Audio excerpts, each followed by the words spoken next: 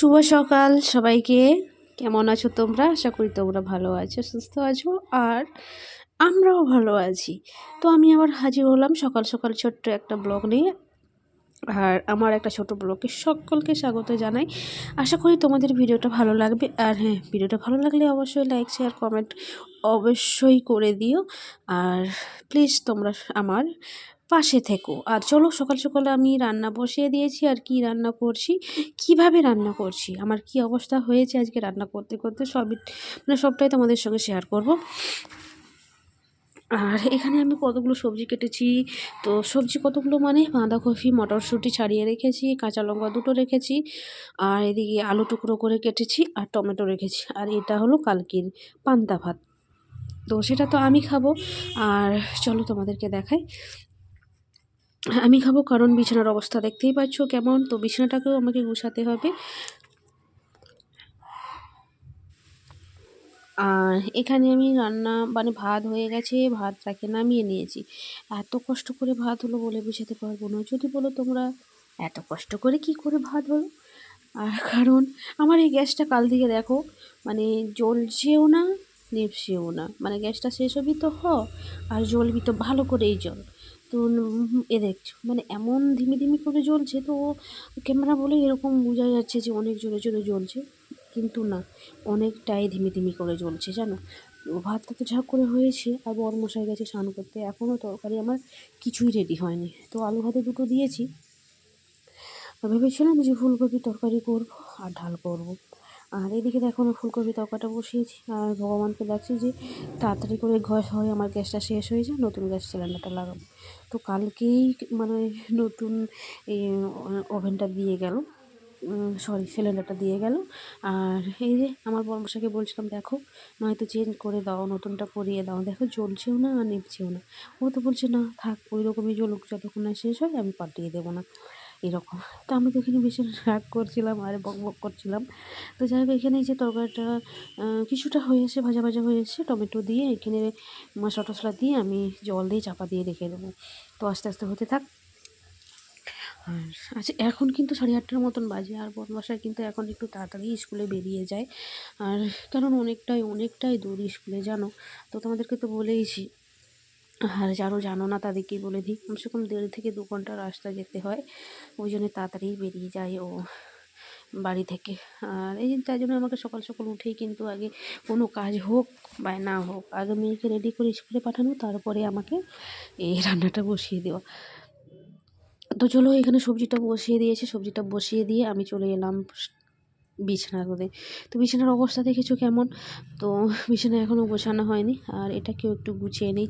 চলো তাহলে আমি চটপট করে বিছানাটা গুছিয়ে নিই, আর তারপরে আমি আবার রান্নাঘরে যাব। কারণ তরকারিটা বসিয়ে দিয়ে এসেছি, ওটা তো আস্তে আস্তে হতে থাকবে, হোক। ততক্ষণে আমি ভাবলাম বিছানাটাকে একটু গুছিয়ে নিই।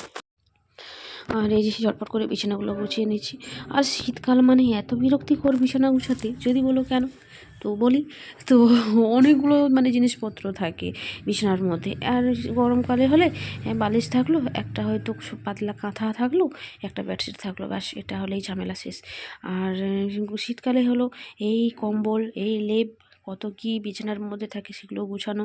তো এই দেখতেই পাচ্ছ আমাকে দৌড়ে দৌড়ে কিন্তু বিছানাও গুছিয়ে দিলাম, আর ঘরও ঝাঁটিয়ে নিয়েছি। কারণ বদমাসে তো খাবে, খেয়ে অফিসে যাবে, তো বাসি ঘরে তো পাঠানো যাবে না। তাই ভাবলাম তরকারিটা হতে থাক, ততক্ষণে আমি এই বিছানাটা গুছিয়ে এই ঘরটা ঝাঁটিয়ে নিই। এদিকে বিছানা গুছানো হয়ে গেছে, আর তরকারিটা হয়ে এসছে কিছুটা। আর এদিকে আমি যে জামা মানে বই খাতা পেন্সিল এরকমই আছে মেয়ের, জানো।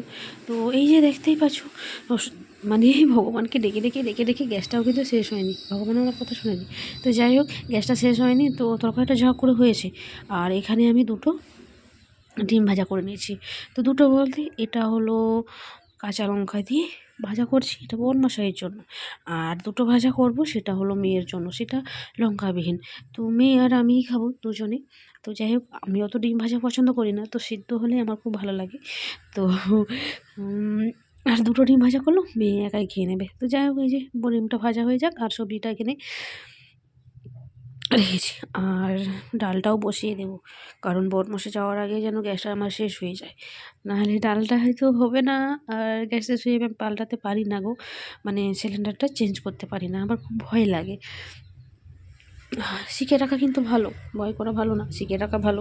দেখো কোথাও হয়তো গেল, আমার গ্যাস শেষ হয়ে গেল, তখন কি করব, কাকে ডাকবো? সেখানে হলে মানে সেখানে যখন ছিলাম না, তো একবার এরকম হয়েছিল যে বাড়িতে ছিল না, গ্যাস শেষ হয়ে গেছে, কিছু একটা বানাচ্ছিলাম, তারপরে কিছুতেই তো লাগাতে পারছিলাম না সিলিন্ডারটা। তো আমার পাড়ার একটা যা আছে, তাকে ডাকলাম, সে এসে তবে চেঞ্জ করে দিয়ে গেছে। তো এখানে আমরা বাড়ির সমস্ত কাজ করে নিয়েছি, গর্তগুলো ঝাঁটিয়ে নিয়েছি, আর জামা কাপড়গুলো সব তুলে রেখেছি, ভাঁজ করা হয়নি এখনও, তো এখন ভাঁজ করব না, তো সন্ধ্যের দিকে ভাঁজ করব। আর মেয়ে এখানে বসে বসে গাজর খাচ্ছে আর ড্রয়িং করছে, কালকে ড্রয়িং আছে, তো এখনও কমপ্লিট করতে পারেনি, তার জন্য এখন এখানে বসিয়েছি, আবার যাবে এখন পড়তে। তো বড়মশাই এখনও আসেনি, ফোন করেছিল, সে মিটিং হচ্ছিল, তো আসছে, রাস্তায় আছে। তো আর এই যে মেয়ে ড্রয়িং করছে, গাজর খাচ্ছে, তো গোলাপ ফুল এঁকেছে, এই যে তো যা হোক করে এঁকেছে, তো এটা পারেনি, বাদ বাকিগুলো করেছে। আর এইগুলো আমি গোলাপ ফুলটা আমি একটু বলে দিয়েছি, সেটা করছে আর কি। তো করা হয়ে গেছে, এখন করছে রং। তো আর কালকে কোনো ভিডিও আমি দিতে পারিনি, কারণ ভিডিও করেছিলাম, কিছু করেছিলাম, তারপরে কিছু করা হয়নি, তো তার জন্য ভিডিও আর দেইনি কালকে। তো যাই হোক, আজকে যে ভিডিও করলাম। আর তো চলো তাহলে আবার দেখা হচ্ছে পরে, মেয়েকে আগে ওসব ড্রয়িংটা কমপ্লিট করিয়ে দিই, তারপরে আবার যাবে এখন পড়তে। তো দেখা যাক আজকে আবার সন্ধ্যেতে কি রান্না বান্না হয়, সন্ধ্যে হয়ে আসছে মানে রান্নার জ্বালা। তো চলো তাহলে আবার দেখা হচ্ছে একটু পরে। তো গুড ইভিনিংই বলবো, কারণ এখন বাজে 5টা, তো 5টা বাজে, আর বড়মশাই এইমাত্র এসেই মানে দেখতে পাচ্ছ ওর জামা প্যান্ট এখনো কিছুই চেঞ্জ করেনি, আর মেয়ে বলছে বাবা আমাকে পরিয়ে দাও, কারণ পড়তে যাবে। আর আমি তো সকাল থেকে বলে যাচ্ছি, আমার কথা তো শুনছেই না, আর বাবা আসতেই এখন বাবাকে বই নিয়ে বসে পড়েছে বাবার কাছে। তো যাই হোক, এখানে ওকে একটু মানে পরিয়ে দিচ্ছে। আর এই যে দেখতে পাচ্ছ থালা বাটি নিয়ে বেরিয়েছি, কারণ কেন জানো, চলো তোমাদেরকে দেখাই কেন বেরিয়েছি।